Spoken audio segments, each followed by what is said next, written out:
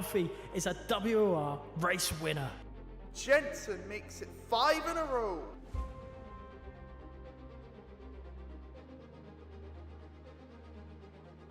Danny Berejnay wins on debut.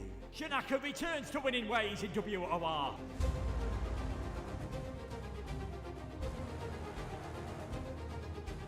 Season 12 sees a new man. It's Shadow. He is your Xbox champion. And Jensen is the new king of PlayStation. From the back row of the grid, against all odds, Nicholas Longy wins the title.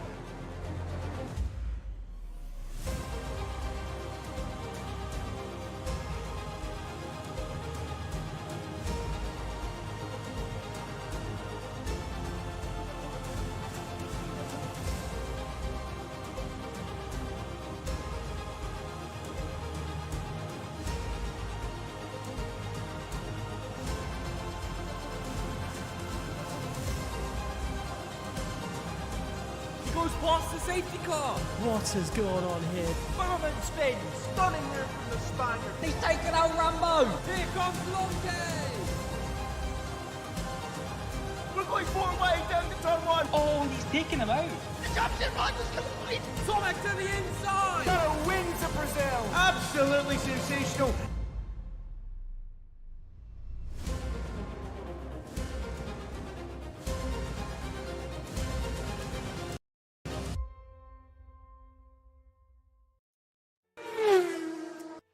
Welcome, ladies and gents. It is the title decider and the final race of WOR Season 13 Tier 2. And what a battle and title decider we are going to have, because it's not just 2 drivers battling it out. No, there is 3 drivers battling out today. And once again, I'm joined by the legendary Badgerman. And how are you doing today, sir?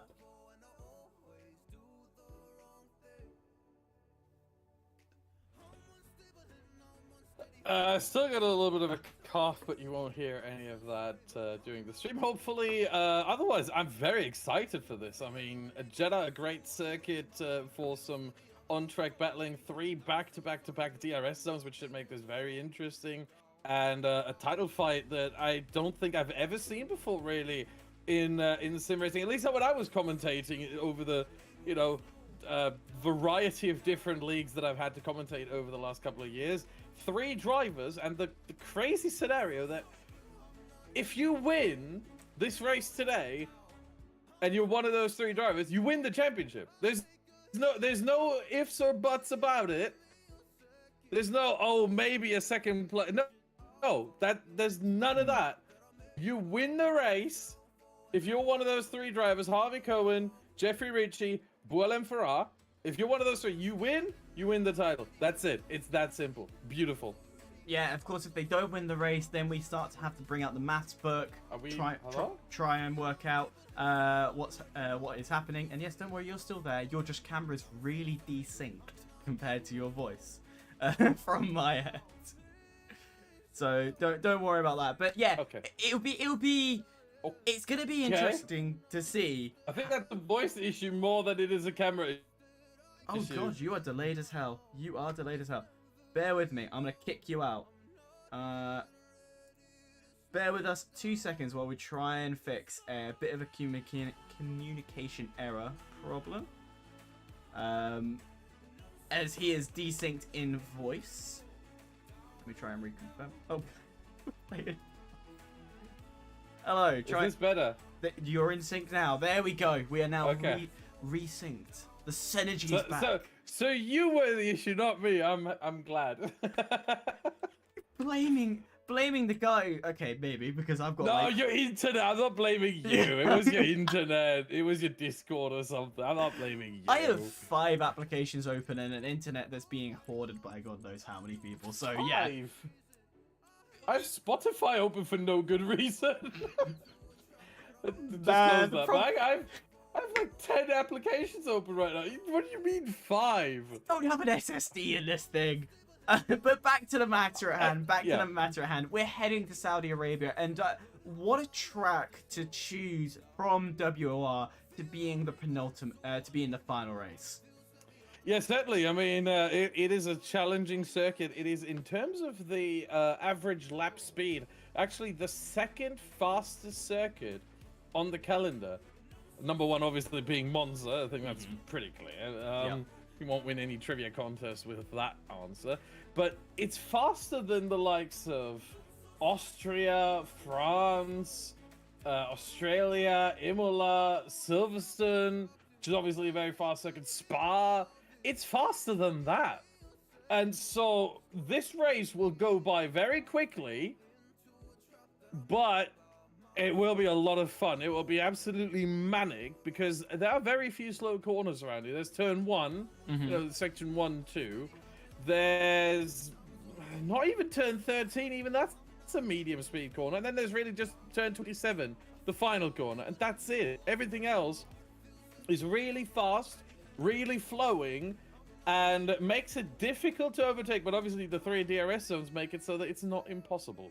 No, absolutely. And another thing to note with this track as well is that there are a great number of overtaking opportunities. First of all, being turn 1, critically down the start-finish straight. If you get a good run down there, you get an overtake that can happen. Turn 13, we see a lot of people doing attacks and maneuvers around there.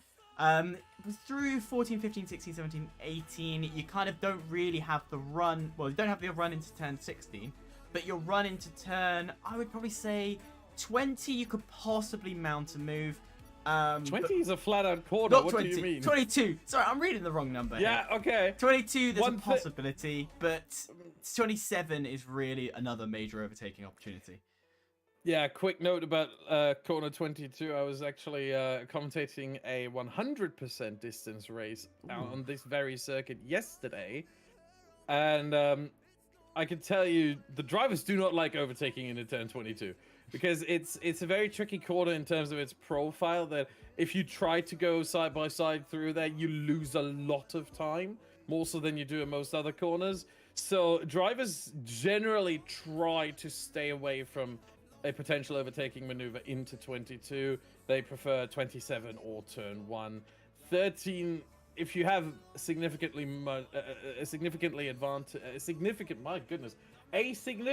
advantage on grip. There's my English. Then turn 13 becomes possible. Outside of that, if there's similar grip levels, because you have turn 7, 8, 9, 10, that double right-hander, double left-hander, whatever it is, if you have that right before that, the run isn't long enough. And remember, the run to turn 13 used to be a DRS straight. Last game, it no longer is. The DRS straight has now moved to before turn 22. So it used to be an overtaking opportunity when the DRS straight was there. It no longer really is unless you have a significant tire advantage. Yeah, absolutely. And as you can see on your screen now, the drivers are coming out for the qualifying session. The session that will determine where these drivers will stand come the race in a good short 18 minutes. The minute's already gone, so we're down to 17 minutes left. And with this track, well, we're looking, again, much like other tracks, looking about maybe 3 runs. And lap times, I believe I read at 1:26. But are we going to see a 1:26.3? Which Harvey Cohen holds the lap record here. Well, we have the driver for it here, so we might very well see that happening here today. I wouldn't be surprised. In fact, I wouldn't be surprised if we actually get to see a 26.2 or even a 26.1, because the difference obviously between time trial, where that lap record was set, and a qualifying like this is that the grip ramps up over the course of the session. So you will find a little bit more pace, probably only to the tune of a 10th or 2, but you will find more time towards the end of the session. So 26.2, 26.1 is not out of the question, but my goodness, that would be a truly stunning lap to see. Absolutely. We're currently on board with Willem Farrar. Badger, do you want to talk us through this lap? Can do. Who are we aboard with again? Sorry, I was Willem Farrar. Do you know what? I've already got him on screen. We're heading into the second sector, and then we're on 31.6 to start things off on the second sector. Through turn 13, return. It is a long corner, and you've got to make sure you don't get a bit of understeer, as well as possible oversteer. You put the foot down too much, and all goes to pot. Through the next set of corners, we'll continue all the way up through to turn 22, which will be from now. So these corners, flat out, there really is no lifting through these corners. And where we mentioned the possible overtaking point, here, it's possible, but it's risky, as he puts again. Surprise, surprise, first driver on track, purple. Down through the final sector, this is where the final DRS zone lies, and the heaviest braking zone. I don't think it's the heaviest, no, second heaviest, through turn 27, straight line the car, and you put this car as straight as possible. Hug the pit entry as much as you can. Don't cross over it because you invalidate it. And a 127.1, so we're a little bit off the times we're expecting to see. We've got Harvey Cohen next on lap. He's the next of the contenders. He needs to go in... Oh no, Jeffrey Ritchie's put his time. He's second fastest, so critically behind Harvey Cohen, putting it on pole in the first run. Yeah, meanwhile, more drivers coming across the line. We've got Fiat McKee 27.7. Then we have JST, who actually boards his lap and spins on pit entry. Then we've got Tom 97 starting a lap. We've got Daniel Kjelsen now coming to the line with his run, and it's a 27.5. P5 for him right now. We've Hudson Poole starting a lap. I'm just trying to see what the heck is going on. Patrick Hadler starting a lap. Felipe Sosa in P9. He is coming to the line there. Let's see where the clock stops. Fiat McKee is out, and that is on the exit of turn 10. And he's not the only one. Nelson Alves has spun as well on the exit of 17. Ooh. Early Two on. yellow flags. What am I seeing here? It's too early to spin. That's where you really don't want to spin out. And we're going to see a couple of laps, 100% of drivers where they do spin. Because as mentioned, this isn't an easy track. It's very straight line speed based. You try and set your car up as much as possible to be with less aerodynamics. So you do take that risk of understeer and oversteer through these corners. Particularly understeer, realistically, out of the two. Yeah, I just was on board with Tom 97, and I saw the way Nelson Alves was stranded there on the exit of 17. It looks like he spun on the inside of 16 and then just veered to the right and ended up in the wall there at significantly very high speed, certainly. I mean, if we go on board with in P9, we can see the pace you take through there. It's around 200 kilometers an hour. If you spin at that point, yeah, the car will likely be gone, and that's what happened to Nelson Alves there in P4. So very unlucky for two drivers already. And just a quick note, look at who the top three are. I know. From the get-go, this championship has really opened up. As a reminder for people who've just joined, this championship is divided by the top three currently. These three, whoever wins will take the championship for WOR Tier 2 Season 13. Schluter coming across the line, P5. I thought he might be able to challenge them, but a 27.2 in the final sector makes sure that he's just that far out compared to the rest of the drivers. So P5 for him right now. Obviously could improve later on in the session. And I'm trying to see if there's anyone else. Sosa Hadler is in the pits. Why is he why is it showing me that he's on a lap? That's weird. Hadler is nowhere near. His first sector was not great. His second sector also 3 seconds down. Yeah, that's certainly not it, and he's back to no deployment mode. So yeah, and Hadler's slowing down as well. He's lifting a bit. Yeah, no shot is Hadler going to do a fast time here. Yeah, no one really out on track with a flying lap. JST is 32 on the first sector. It's not as fast as the top runners. They're looking in the high 31s, and critically not the best start for JST. I mean, he has got a win in the past, and we have seen him fight amongst the top lot, but today with that pace, it's not there. But as we've got so much time before we get to the real showdown, to the hot shots where it matters most. Yeah, certainly. Although that second sector from JST looks amazing. In fact, so amazing, he was the fastest. 28.240. No one's gone faster. Not Cohen, not Farrar, not Ritchie. So that first sector, yeah, he lost a little bit there. 32.2. But that could still put him in sort of the top 8, top 9 positions this lap. If he gets a good final run, it is P9 exactly for JST. And if he finds a better first sector, because that's where he lost a load of time, then he could very well be on to challenge those top 3, at least for this race. Obviously, for the title, that train has long gone. But for this race, there is a chance there for JST, the British Grand Prix race winner this year. Similar circuit in some ways, very fast, not a lot of slow corners around here. Yeah, and Harvey Cohen gone purple first sector, so he is punching to try and extend this lead.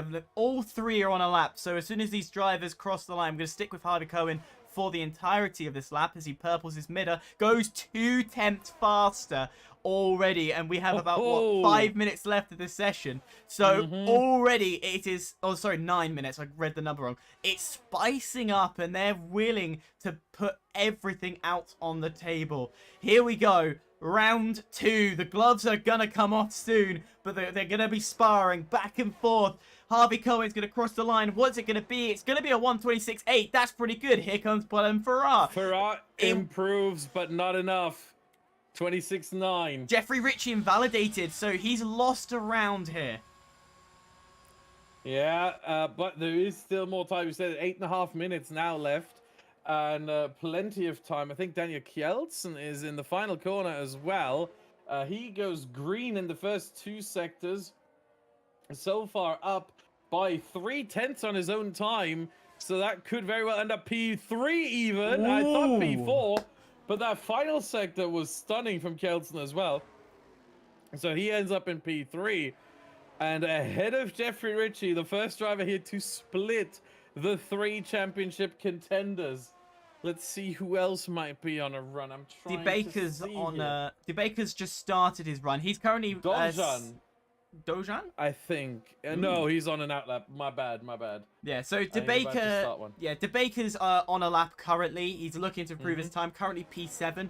When Schuttler comes out, we'll definitely be looking at his lap. He's currently on outlap, and he's in the 3rd sector right now. Yeah, the problem for DeBaker right now is that his improvement in the first sector it's good. You know, he gained about 76 milliseconds, less than a tenth.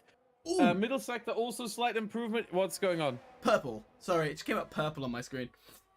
It's not purple. The game's lying to you. It is an improvement, but it's still a tenth slower than the actual purple sector from Harvey Cohen, which was a 20.1. Felipe Sosa P4. Yeah, there you go. That's a good one. He also splits these 3 championship contenders. Corey DeBacker P6 gains enough to make up 2 places, but stays behind Ritchie for now. And who else we got? Tom 97 in the first sector, 31.9. That would put him right now in sort of P8, P7, P9 contention.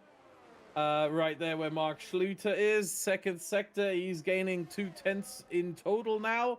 That's guaranteed to put him up to P10 if he just gets a good final sector. And one thing that I do actually have access to, this is really good, because I'm testing out a new tool for those of you who are watching and maybe wondering, why is he so giddy? Using a new tool, and it's giving me a load of information. I love it. I can see the top speed of all the drivers. Oh, wow. And, I can tell you, Tom 97 is towards the higher end of the spectrum there. 334 kilometers an hour for the Mercedes driver. He's not number 1. That would be Daniel Kjeldsen.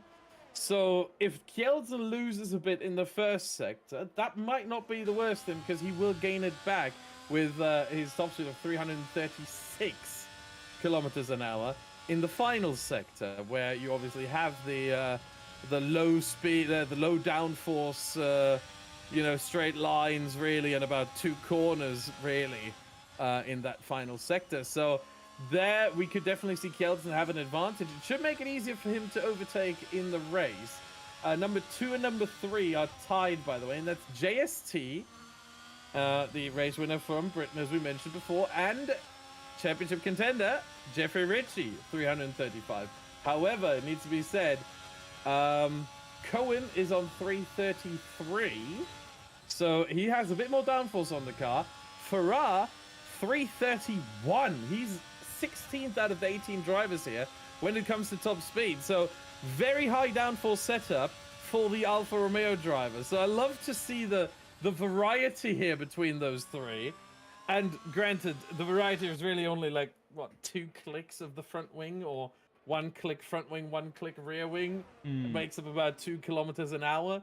So it's not that much of a difference, but it clearly is a difference. And that might make things a little bit worse for Bourlem Farah if he does not qualify in pole position. I think out of those 3, he needs it the most. Richie just needs to be in there somewhere, and then Harvey Cohen is sort of in the middle.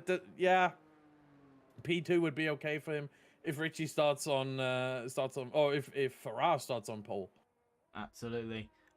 Jeffrey Ritchie did a terrible lap. It was definitely not strong for him, Bourlem Farah. I think he just did a scouting lap for the moment, and Jeffrey Ritchie, he's going to have to pelt it. I think he should have enough time if he pelts it now and gets himself into the pits to get one last run. And ladies and gentlemen, this is the moment we are all waiting for. Most of the drivers in the pits, the only one out is Jeffrey Ritchie. Yep. This is the showdown we are waiting for qualifying.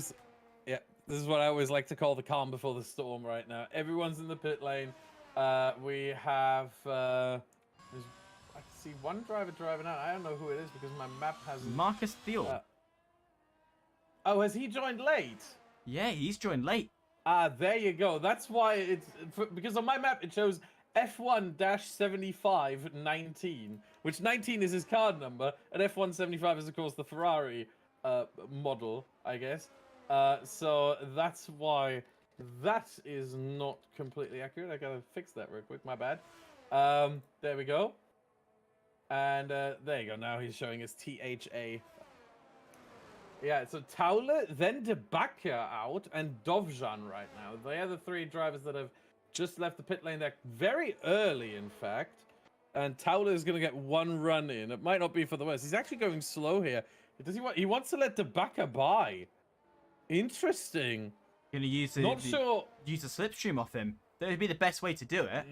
Potentially, but it also, if you slow down that much, it also kills your tire temperature. I mean, I don't know if he's going to have enough to... Also, no, he's still going slow. He's letting Dovzhan through as well. Is there a problem? Maybe he's got hardware problem. So his steering wheel pedals are just not right because he's joined late. And yeah, he's the latest to join. No, his throttle inputs look weird. Really only he gives 15 to 20% throttle input.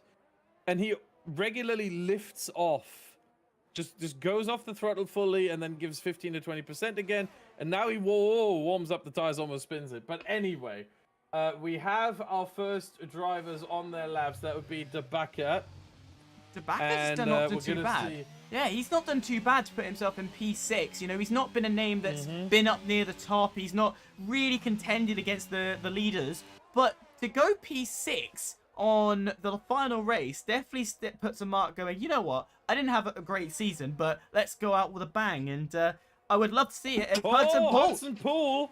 Illegal blocking. 5 place grid penalty for illegal blocking. Behind him is Felipe Sosa. Is he on? No, Sosa's not on a lap yet. They're all on out laps. Why is he getting a 5 place grid penalty for? I don't understand that. But unfortunately, it can't be removed. And Corey Debaka has actually invalidated his lap. We look at Yerne Dovzhan then next. He has not invalidated. His first sector, 31.9. That would put him towards P... Oh, this is very tight there. Between P6 and P11, I would say. Middle sector. It's coming through in a moment. Please, Tool, tell me. I'll let you keep a track on him because we're gonna watch the leader. Yeah, we're watching Harvey Cohen. Yeah, 28.2 from Dovzhan. That's also pretty good there. Ooh. Final sector. I think he'll be around somewhere in that realm, P6 to P9. No, that final sector. Oh my, is Dovzhan? No, Dovzhan is okay on straight line speed. I don't know what happened there. Mistake? Well, must have been. I tell you what, he's made a mistake. I'll tell you who's made a Made it mistake. across the line. I'll tell you who's made a mistake. Harvey Cohen, turn 10, rear end kicked out. So Oh. critically, that's 10th. And we are very picky here. And there you go. He's in positives on his delta just because of turn 10, critically not helping him. What can he do in this final sector? It's the shortest sector of this track.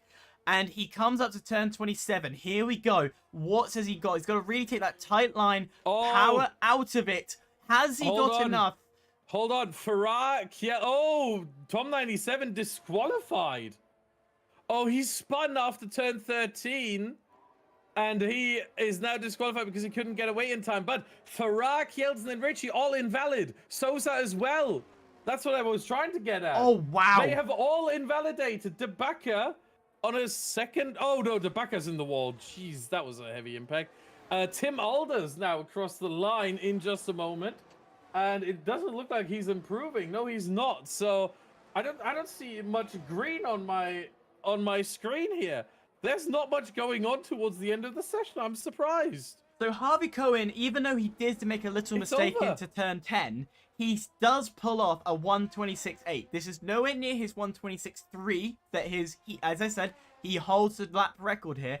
But critically, he is a 10th faster than Farah right now. And that will mean that he is on pole walking into this final race. Blenheim Farrar currently in second. Daniel Kjelsen coming back. He is back. Kjelsen is back. Was it from the start? He was good. Mid-patch of rough. And now he is back in third place. Jeffrey Ritchie, who's currently leading this championship with 7 points. But that 7 points means nothing if one of the two wins. Felipe Sosa finding himself fifth. And the screen went away before I could read the rest. Yeah, we have Debaka in 6th, Alders in 7th, Poole P8, Nelson Alves after crashing out still in P9, and Mark Schluter rounds off the top 10.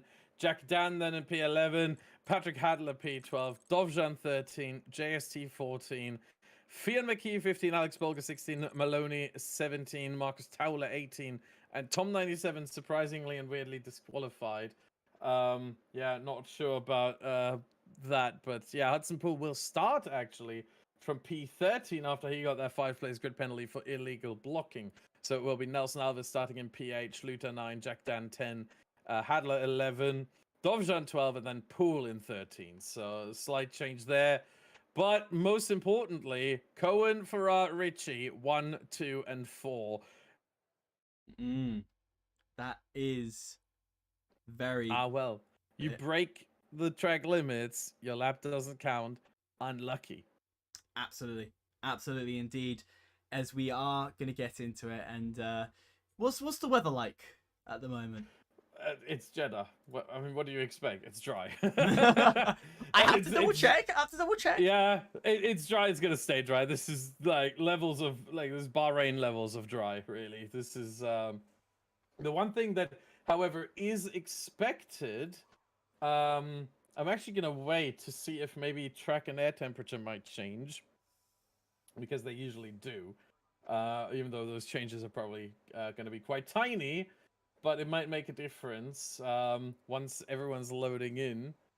They might, yeah. I can't tell yet. I'm trying to buy time here. It's 30 seconds left. Everyone's chosen their setups now. And while we're waiting, let's just talk about strategy, shall we? Got 20 seconds. I know. So we're expecting a medium to hard here for the drivers. And the pit window, if you start on the hards, as most drivers will, is going to be around lap 14. You could pit as early as lap 11 if you wanted to, but really 13, 14 is the sweet spot. If you start on mediums, you can pit as early as lap 6 or 7, but really we expect lap 11.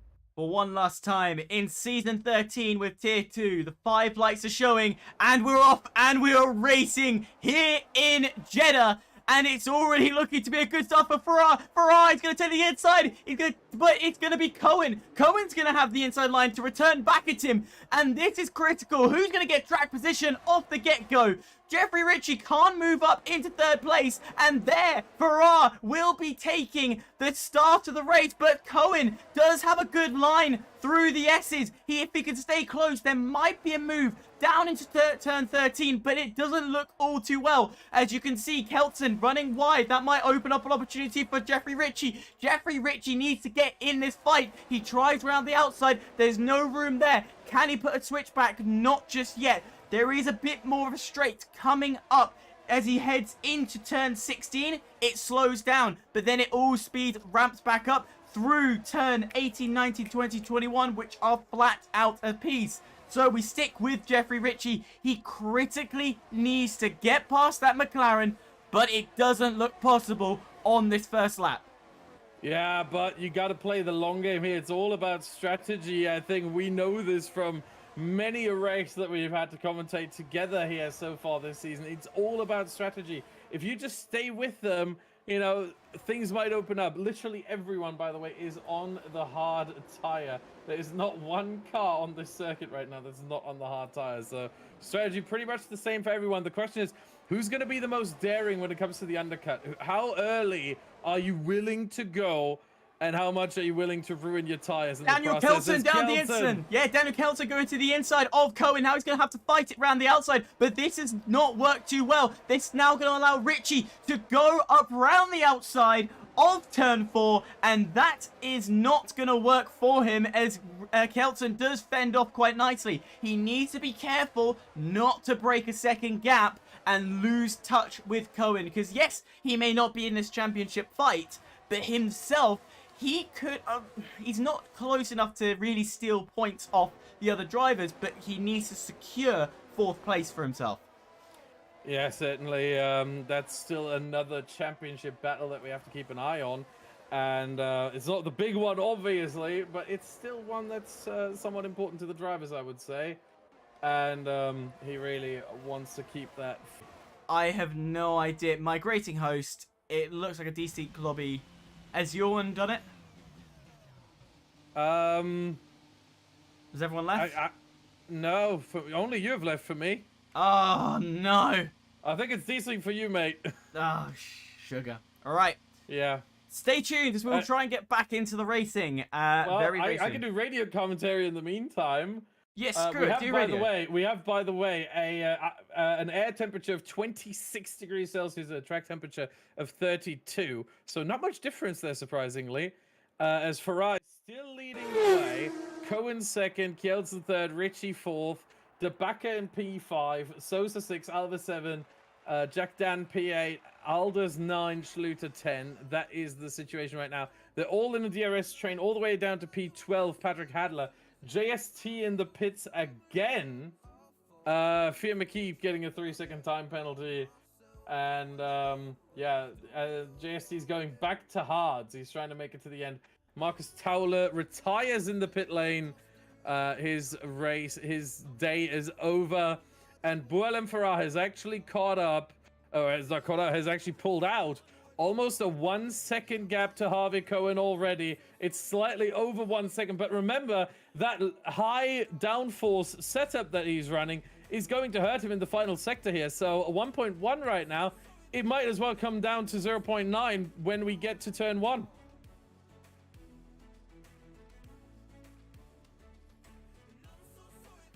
Are you still there? Hello? I'm still here, don't you worry. Okay, good. Good.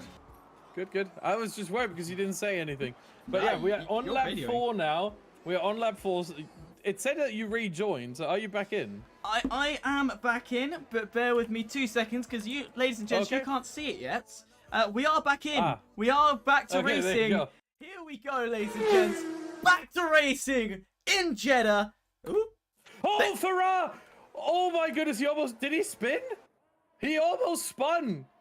Oh, what a rare mistake by one of the championship contenders, Harvey Cohen, all over the back of him now into turn 13. Yeah, and he's got to be careful, Farrar, because the next section is fairly straight-lined. A good exit off turn 13. You can really ramp up the pace, and Cohen might be trying to look for the move on the next turning section. He doesn't. Stay close, and he will be happy with the outcome now down the next straight into turn 22. and he is eyeing him up. We said 22 is not a commonplace, but I mean, might as well take the opportunity if you have it. Not today. It's not an opportunity ever. The drivers hate going side by side through there, whether you're in front or behind, so they try to avoid it at all costs. But here into turn 27, that might be an opportunity to be had, and actually Cohen goes around the outside there, but he wants the DRS. They're all playing cat and mouse right now. Farrar keeps the lead, but oh my goodness, the tires almost touched there. And I think Harvey Cohen has the DRS. He does. And he should. Oh my goodness, that's getting close. Oh, Farrar goes defensive. Kelton going down the inside. Kelton, is he gonna look to take 2? No, he doesn't. He decides to stick with 1, but he's round the outside. He's gonna try and make sure he can secure second place. He has second place. Jeffrey Ritchie goes up a position himself. So Blenheim Farrar, who's in first place before that corner, has dropped all the way down to P4, and Daniel Kelton is being a pain in the neck in this championship, while Harvey Cohen retakes his position and is looking to take the win for this championship. But Blenheim Farrar is having to actually fend off De Baker right now. What is wrong with Blenheim Farrar? He should not be fighting with P5. No, I think when he spun in turns 9 and 10, he did touch the wall on the inside of turn 9. And I think he may have gotten slight front wing damage from that contact, and that is hurting him so badly right now. Unfortunately, I can't see whether he actually has damage or not. I wish I could, but he's one of the drivers who doesn't share his telemetry, which tells me, by the way, that he does not have an engineer with him right now, whereas I'm fairly certain that Harvey Cohen does. Farrar's just lost the position. He is going backwards, and look, already there.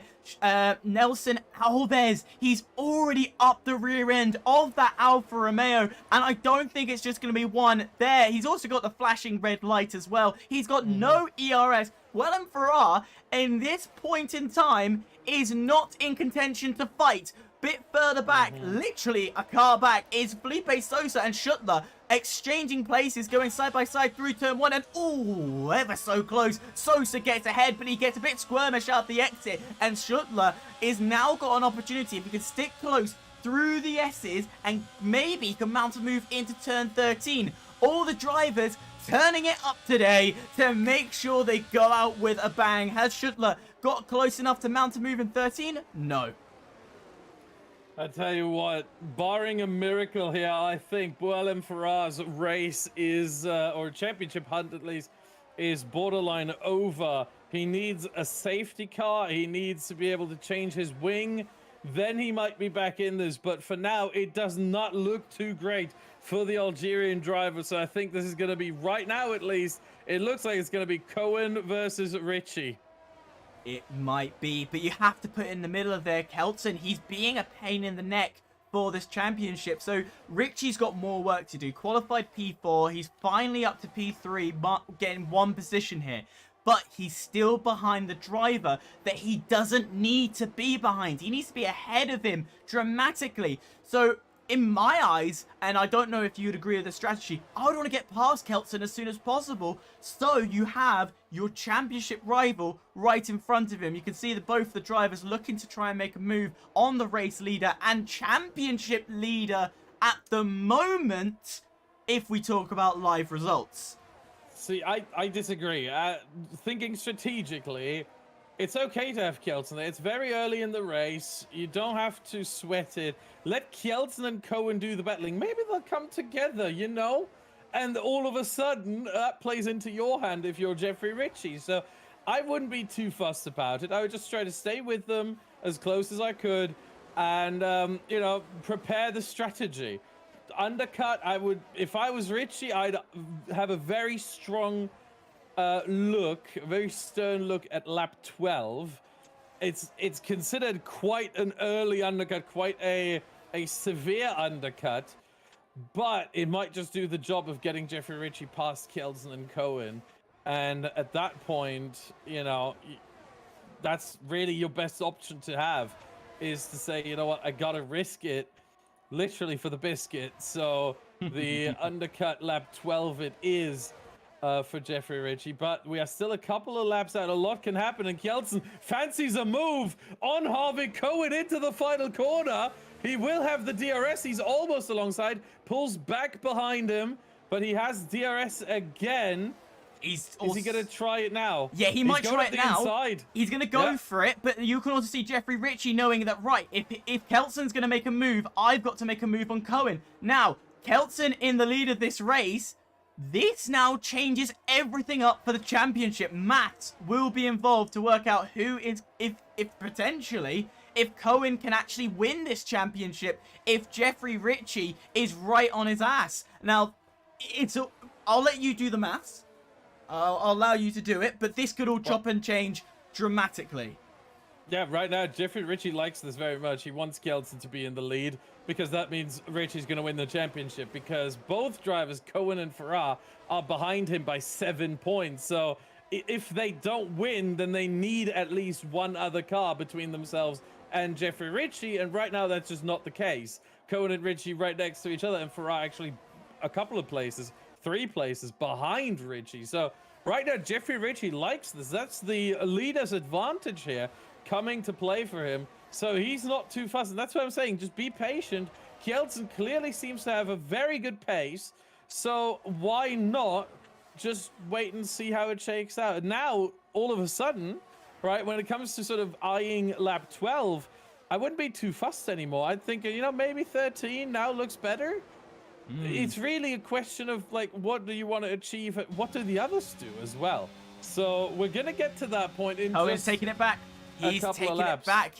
We're going to see a lot of chop and change. You see Kjeldsen getting aggressive down the inside, but Harvey Cohen, a lot of the time, the DRS is very strong here. So, and I remember from the last time I commentated Jeddah, we saw the leaders, we saw the drivers who had broken the DRS train, swapping and changing quite a bit. So we're gonna get a lot of overtaking, which for an end race, I ain't complaining.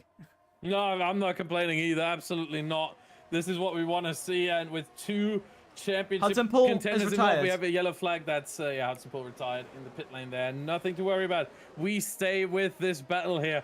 Boualem Farah holding on for dear life. They're still in P6, hanging on by a thread with his, what I would assume is a damaged front wing. We don't know the extent of the damage, but I think we can fairly certainly deduce that it is in fact damaged, but he's still in this. Absolutely, there is still potential. Anything can happen. Never rule out anything in Jeddah. What we are banking on, though, is a safety car, and this track does have history of a safety car in the esports scene. So I would predict that there is at least going to be one safety car this race. But the question is, when? Is it after the pit stop phase? Is it before the pit stop phase? We don't know. Or are we going to be unfortunate for the likes of Farah, where you don't get one at all? And that would be dramatic for him. Yeah, certainly. I think the best opportunity, the highest likelihood of a safety car is always lap 1. Absolutely, because that's when everyone's the most bunched up. I think that's pretty clear. Beyond that, the longer we go into the race, the more obviously the probability decreases, simply by the fact that we have less time remaining, and less laps remaining, so less distance as well. Oh, Farah getting all twitchy there out of turn 10. And he did not get a warning, surprisingly. He did leave the track, but the game decided that he did not gain an advantage from that, which I can only agree with, really, considering how twitchy he was there. Certainly, the gap to Nelson Alves opened up a bit more. I think that's Fionn McKee retiring in the pit lane, and it is... Spun on turn 27. Yeah. I don't know about Farah, man. It breaks my heart to see him just drive around like this now for another 15 laps. I mean, he will get his wing repaired at some point, but that will drop him at this rate probably to P13, P14. Maybe, if he's lucky, only P11.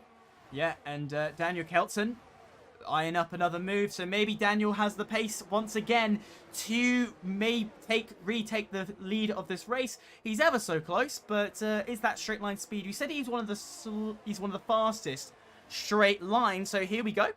As Jeffrey Ritchie does look to the inside, nothing of it though, into the first corner. Meanwhile, I want to talk quickly about Patrick Hadler. He's getting very close to the cusp of breaking off this chain. He's not with the pack. He dipped into the second. He's now back in. But Maloney, 2.4 seconds off P11. So he critically is not part of the main train and the main quartet where an opportunity can arise. Yeah, he's a little bit off already in battling with Dovzhan Bolga and Tom 97. So that's a battle that as much as it's probably a scintillating battle back there, I don't think we'll focus on that too much because we do have the top 11 train here going, and we do have the 3 championship contenders in that battle. Farah, meanwhile, has lost another position this time to Felipe Sosa, and that was sort of to be expected. Next behind Farah is going to be his teammate Mark Schluter. But again, Farah is holding on quite well. The question is Farah even going to try and repair that wing? Unless there's a VSC or safety car, I don't see him do that because all he loses right now is about 2 to 3 tenths a lap. And he gains some of that back with DRS. So it's really a question of, you know, do you want to take that 5-second time loss from changing your wing? As we have a first pit entrant, and it's Jeffrey Ritchie, the championship leader. That is early and bold. He's trying super early. He's trying strategy all day long, and this will trigger some other drivers to go, right, are we going to commit to pitting early, or are we going to stick this one out? Because we know this track you can overtake. So you might, if you want to stay out, absolutely. You're going to have fresher tires, you can push more on it. So hell yeah, stay out. But if you go for this massive undercut, which clearly Jeffrey Ritchie wants to do, go for it. You've now got a clear track, nobody ahead of you. You can put down lap times and not worry about who's behind you. Yeah, certainly. Meanwhile, Yanni Dovzhan is causing a yellow flag in turn 9 and 10 and will come right in front of Jeffrey Ritchie, about 2 seconds the gap between the two. So this might get interesting for Ritchie. It might get held up there as more drivers collect penalties through turns 16 and 17. One of the favorite Farah spots has a to collect penalty. penalties. Farah does have a penalty. Yes, 3 seconds. That is correct. And I think courtesy of his front wing damage, because that understeer is not going to help going through these corners. Wow, Kelton's punching it. Sorry, I didn't mean to jump in there. Kelton wanting to get punchy into turn 27. I think he's about to pit. You would not go that punchy if you're not going to dive into the pits. Let's see if he does. No, he's staying out. But Harvey Cohen's Cohen is. Cohen covering off. This has major championship implications. Cohen is covering off. Will he get held up here? He might, because Schluter and Jack Dan are coming in. I think he gets held up. No, he does not. Or does he? Oh, he got spit out behind Mark Schluter. That cost him about half a second at least. And Jeffrey Ritchie purpling the last sector. And look at the gap. He has pulled on Harvey Cohen. Jeffrey Ritchie played the mind game. He played the strategy game and has come out on top. The only person left who, well, actually, no, it doesn't matter. Even if Kelton is ahead, he has played the massive strategy game here. Yeah, but his tires will wear off quite a lot over the rest of this race. Just a quick information on Jeffrey Ritchie on that lap 12, his outlap. He gained on his own previous times half a second in the middle sector alone and a whole second in the final sector. Yeah. That is bloody amazing. Excuse the language. Yeah, that is a massive undercut.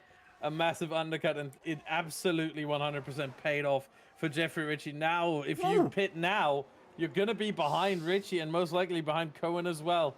Nelson Alves trying to look on to second place currently. Everyone's pitting now. Yeah, everyone's going in. Tabaka in, Alves in, Sosa in.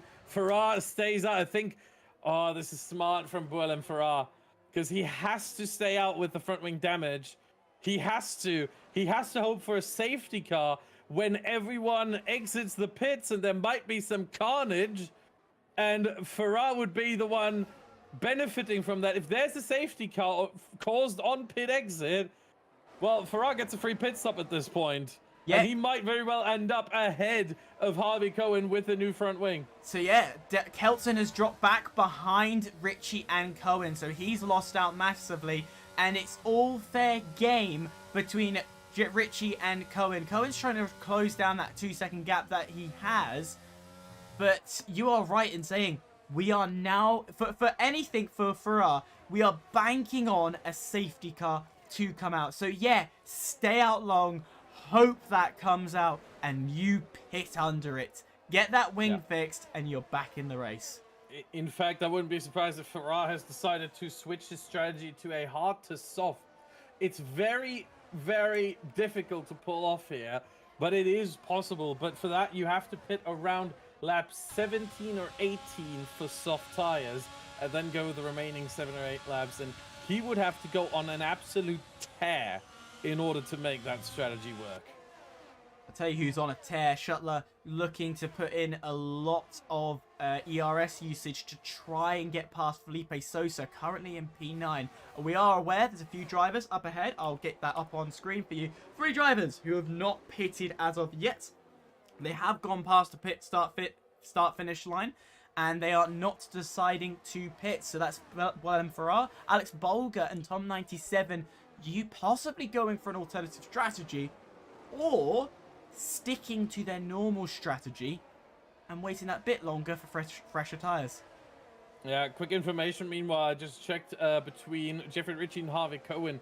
The time lost in the pit lane for Harvey Cohen was only 0.4 seconds. So 17.7 seconds in the pit lane for Jeffrey Ritchie, 18.1 for Harvey Cohen. So most of that time was really lost on track or gained by Jeffrey Ritchie for that 1 lap undercut. Again, 1 second that he gained on Cohen just in the final sector, and half a second in the middle sector as well. So it was really that. It wasn't so much that hold up that Harvey Cohen experienced there in the pit lane. Yeah, sure, it cost him almost half a second, but really at the end of the day, it's not that consequential. The undercut was significantly more severe. Harvey Cohen has dropped 2/10 off his previous lap from visualization. I know you've got the exact figures, but yeah, on the is previous closing. lap, on lap 14, Cohen actually gained 4.5 tenths, but this is lap 15 now that's about to come to a close. And let me see when the times come through. Harvey Cohen has gained half a tenth, pretty much equal between the two. Half a tenth that Cohen was faster. It's not enough at this rate. He needs more.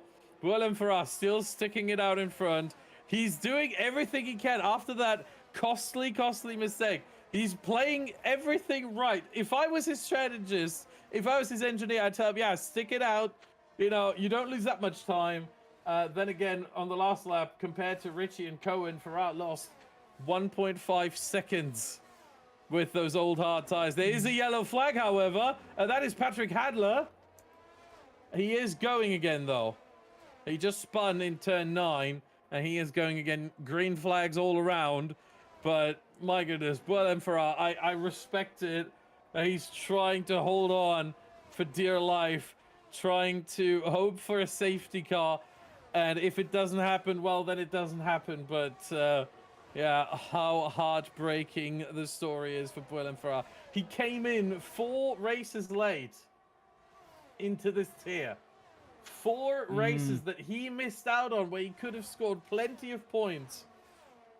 Since then, 3 race wins, 2 sprint race wins out of 2 sprint races, and a point score in every race he participated in. He is the only driver to have that stat. Every other driver in this tier has not scored every race they participated in. Italy was his worst, where he finished a P10, still got 1 point.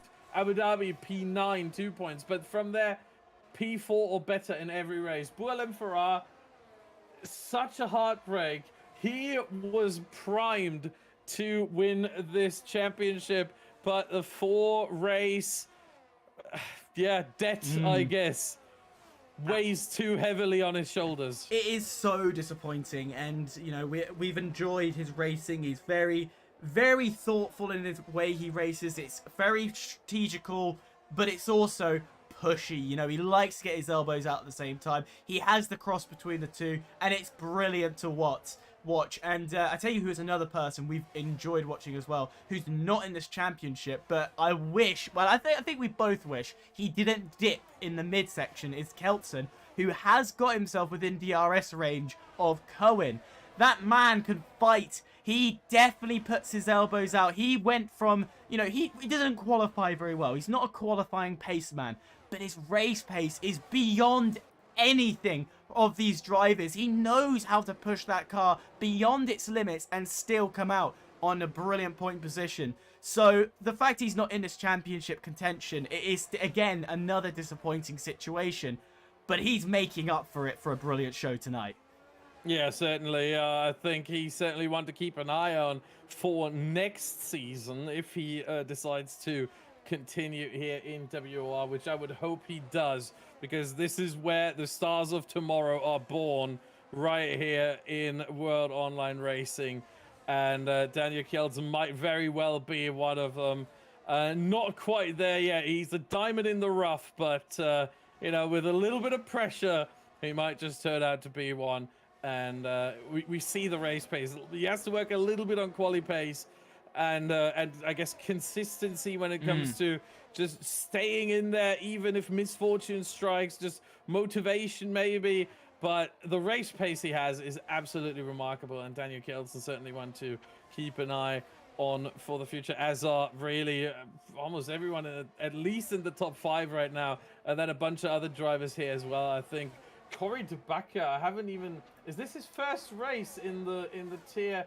No, it's his second. His first was Japan, and he was outside the top 10, and now all of a sudden he shows up here, massive pace. So maybe that's a driver we might see more of in the future, or maybe he turns out to be a one-hit wonder.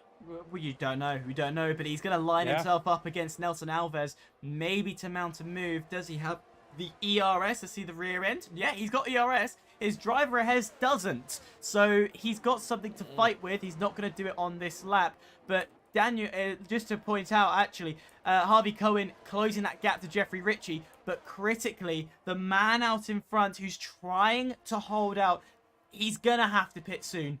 Realistically speaking, that man is going to have to pit. He's within 2 seconds now.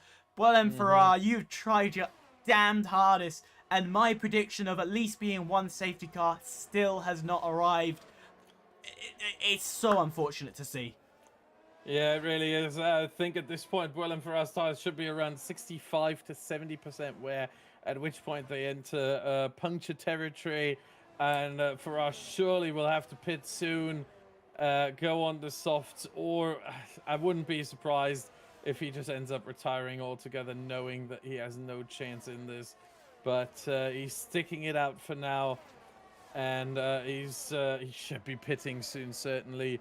I would expect him to go either this lap or the next, depending on how his tire wear has held up over all these laps.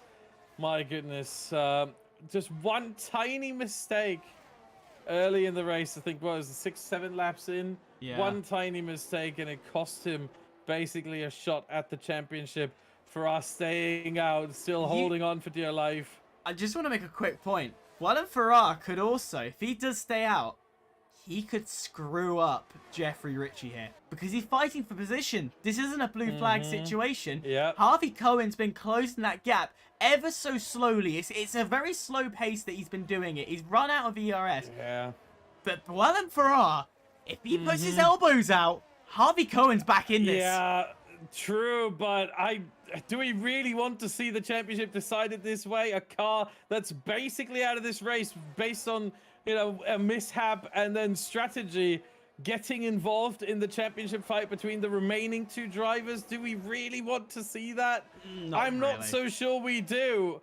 And right now, Ritchie is actually benefiting from this a little bit because he does get DRS, but he's also being held up. Cohen's in! Closer. Cohen's in! I said it. Is Cohen's he? in a Is second. he? Hold on. He is. He has DRS. Oh, it is all open wide in this championship, and my predictions deem right. Jeffrey Ritchie's not getting this overtake done and dusted. He's waiting to turn 27 where it's a lot easier to mount the move. And that's cost him dramatically because look who's there. Harvey Cohen within the second mark. He has no ERS though, so this is a major struggle for him. But being behind Boyle and Farrar just for a little bit can recharge a little bit more and fight back. He's going to pit though. Farrar's going to pit though. He played that well. He did play it interestingly well, and I think he's retiring now. He got a 5-second penalty in the pit lane as well there. Full speeding. Or is he going to stay in this? I mean, a 5-second penalty at this point. It's only 5 laps remaining, so... Yeah, I mean, anything can happen. Again, you want to stay in this because think about what if Boyle Farrar actually ends up... There's the new front wing, so we were right all along. He did have damage on that. If he ends up somehow in a P6... If Ritchie and Cohen crash, you know, it would all be Boyle Farras for the taking. So it's never over until it's over, especially in a championship battle like this. But right now, Ritchie, Cohen, Kjelsen, Albers, Tabaka, the top 5. Schluter just went past Tim Alders. They're going side by side here. Schluter is through. Made the overtake happen in turn 13. Surprising, considering both drivers are pretty much on the same level of time. There goes Tim! And Alders is around! Alders! He goes again. Yeah, just caught the too much throttle on the exit of the corner, spun the car around and into the wall, so critically front wing damage for him. But as we look back to the front, 21 laps, we're turning into 22. This, ladies and gents, is where we're gonna get the action. Last 4 laps of it, is it? Yep. Here we go, ladies and gents. You can already see Harvey Cohen. He's going to try and make the first of the moves. He's going to look around the outside. He's not going to use it there. The switchback opportunity could be possible if you plan it right.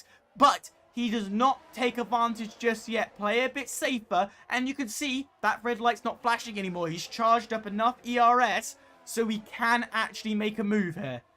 Yeah, both drivers struggling for energy, by the way. Jeffrey Ritchie right now on 27%, Harvey Cohen on 22%.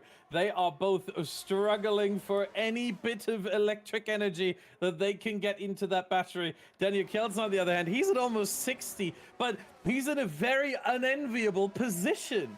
I mean, you've got the 2 championship leaders in front of you, duking it out on the final race for the whole championship. What do? Do you get involved? Or do you just say, you know what? No, I don't want to be the one who decides the championship here. I don't want to be the, you know, pardon my language, the donkey, you know, who gets his nose in the wrong position, in the wrong place, and ends up deciding that championship by turning one of the 2 drivers. It's not tough for him. He's going for it. Up the inside. No, he avoids because Cohen with the dive bomb. Oh, and they touch. Oh, they touch. Cohen and Ritchie come together. Yeah, and Cohen has the DRS, and Kjelsen makes it 3 wide. Side Kjelsen! Oh, brilliant work from Kjelsen, but he's gonna take 1. Does he have the inside line for turn 2? No, he doesn't make it happen. Squeezes. Cohen is in prime position to take this championship off Jeffrey Ritchie right now, and Daniel Kjelsen going, you know what, this is my race as well. I'm gonna be the donkey and stick my ass in the middle, and I am not gonna stop here because you can see he is wanting first place. We're happy and willing to rip this championship out of Cohen's hands. Hold on. He is doing it now. I think Harvey Cohen has some hardware issues again. We saw this flare up a couple times over the course of the season, and now he's losing 2 places. He's losing more. He's left the session. It's 4. He's left us. Oh no! The championship, as it stands, if Harvey Cohen cannot get back in the next couple of laps, is gonna be handed It's gonna be handed to Jeffrey Ritchie. He needs to get. Schluter out will not cause a safety car because we're too late in the race already, lap 23. So there will be no safety car for this, no saving grace for Harvey Cohen. It's 2 laps remaining.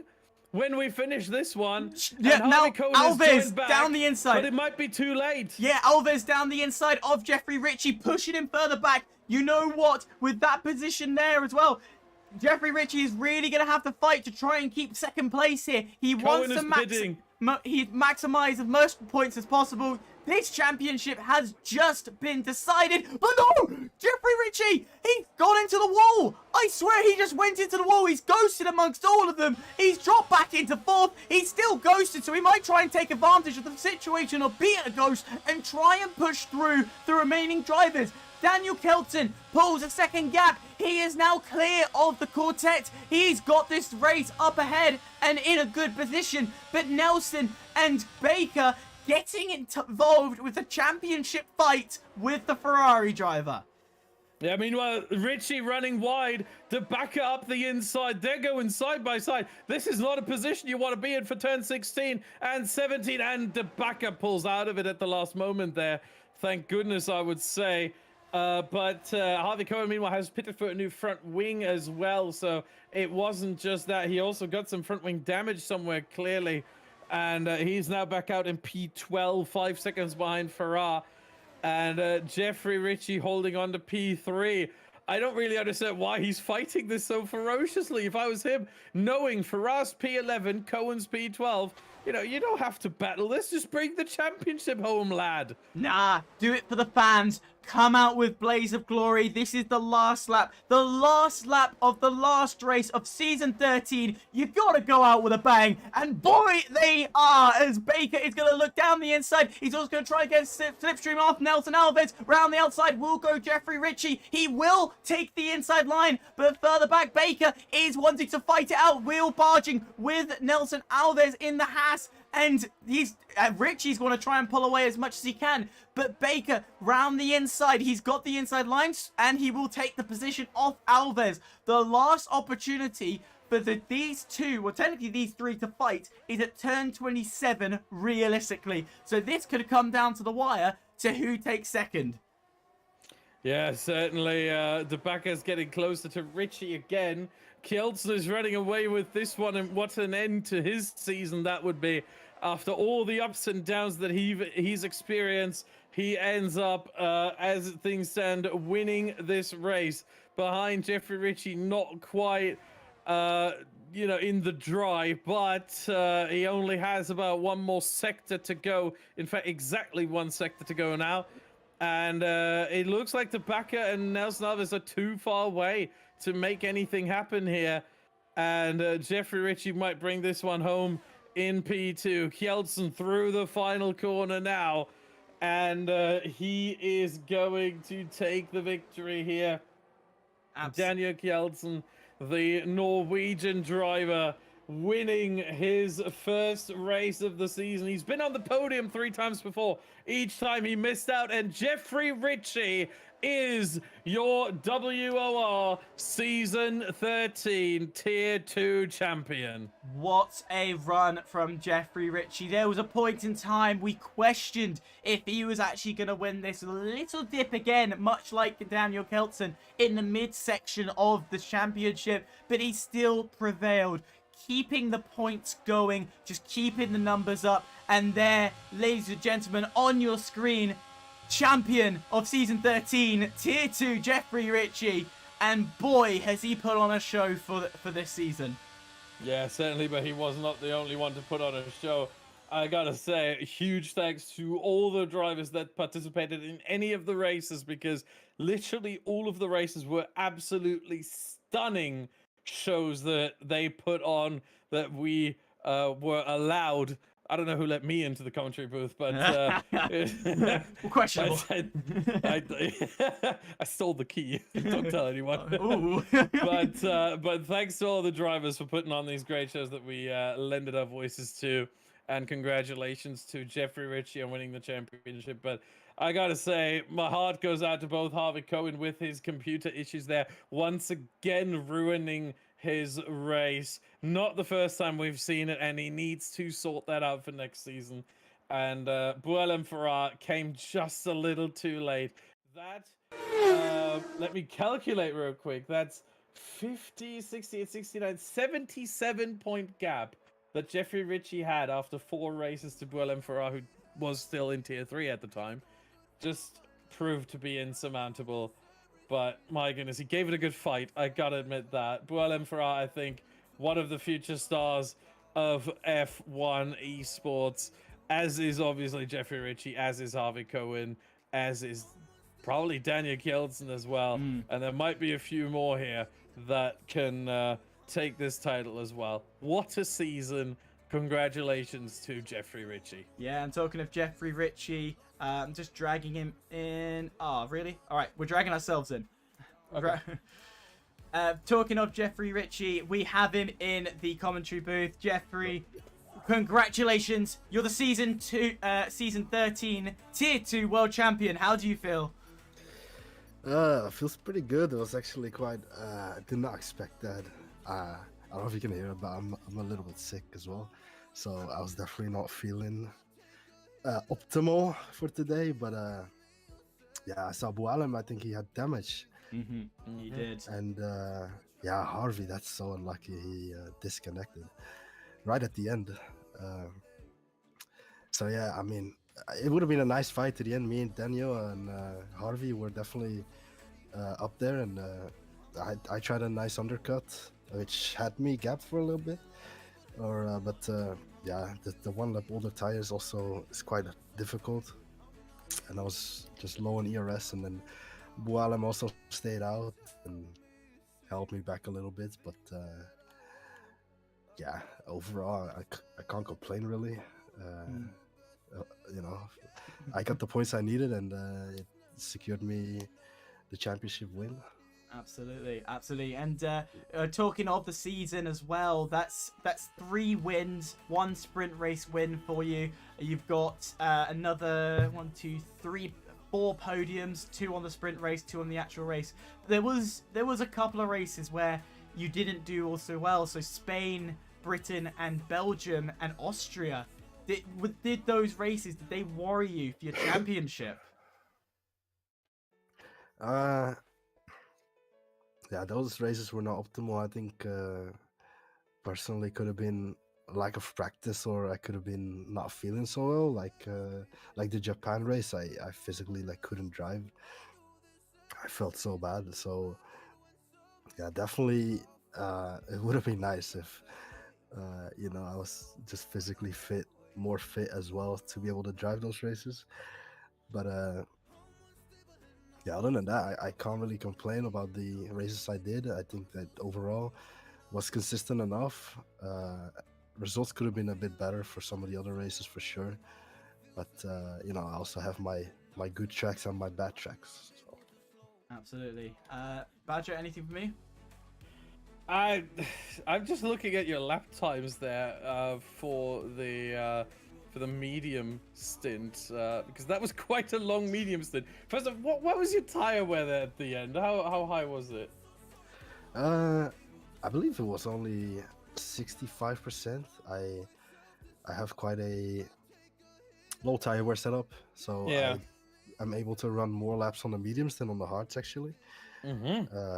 So yeah, I decided to pit very early and you know, kind of keep the tires chill and try to make it to the end, which I could have pushed a bit harder, but wasn't really necessary because the DRS is so powerful. So it's, most of the time you're just lifting a little bit and trying to push the guy in front. Like I was just pushing Daniel into Harvey most of the time, just trying to create some drama, but nothing really happened. So yeah, nothing really happened. And we were talking about when the crash with, or the crash of Buell Farah happened, where he ended up in the wall. I think what he was wanting was a safety car. You, by the sounds of it, you tried to give him a safety car. Why would you allow him back into this after he got front wing damage? Wait, what do you mean? Well, you tried to create drama behind. Oh yeah, Yeah. you know, drama's always fun, you know. Okay, fair enough. Hey, listen, as a commentator, as someone who had the privilege of commentating that, I'm not complaining about you wanting to create drama. Keep doing that. But what's next now? What's next? What's next? I'm not really sure actually. What is next? I guess we'll just keep driving. Love it, love it. I mean, if that doesn't wrap it up perfectly, I don't know what does. Just keep driving. Absolutely, and thank you everybody for tuning in for Tier 2. It's been a pleasure to actually doing an entire season of personally for my highest tier ever. Badger, you've been the best co-commentator I've had, and I stand by that and will publicly say it, that you are the best. Sorry, Bolger, my other lead. This man is amazing and a legend amongst himself.